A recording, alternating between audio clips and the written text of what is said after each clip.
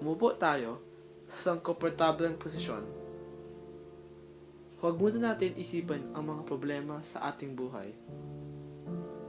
Sa ngalan ng Ama, ng Anak, at ng Espiritu Santo. Amen. Sinasabi sa saktong 228 ng Florante at Lara na hinundulong ako, sabay nitong wika, ng patalim niyang pamatay na handa. Dagan nakaiwas, ako'y nabulagta, sa tatlong mariing binitiwang taga. Sa saknong na ito, makikita natin ang resulta ng pagsiselos ng isang tao. Bago dumating si Florante sa Atenas, si Adolfo ang tinuturing huwaran ng kabaitan, pinakamatalino, at ang taong hinahangaan ng lahat. Pero, nang dumating si Florante, lahat ng ito ay nag-iba.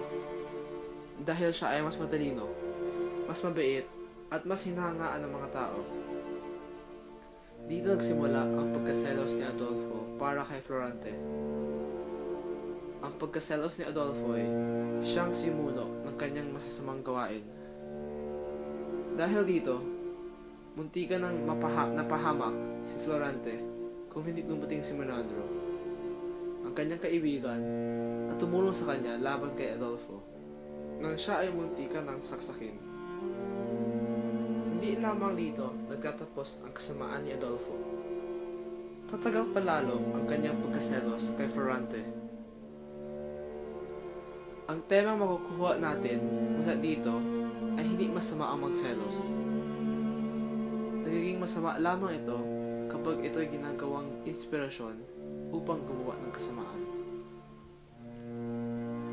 Hindi natin mapipigilan ang ating sarili hindi magselos.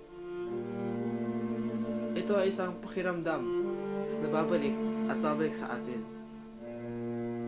Ang maaari lamang natin gawin ay hindi ito gawing taga-utos sa ating buhay. Kailangan natin malaman kung anong tama at kung anong mali. Kailangan din natin pasalamatan ang Diyos sa lahat ng mayroon niyang, sa lahat ng mayroon natin sa ating buhay. Makikita natin ito sa ating mga buhay. Isang halimbawa ay kapag ang ating kaibigan ay nakatanggap ng bagong damit, laruan, o iba pa. Minsan, ito ang dahilan sa ating pagkaselos. Kailan ba naging inspirasyon ang selos sa inyong mga buhay upang gumawa ng kasamaan? Napigilan niyo ba ito?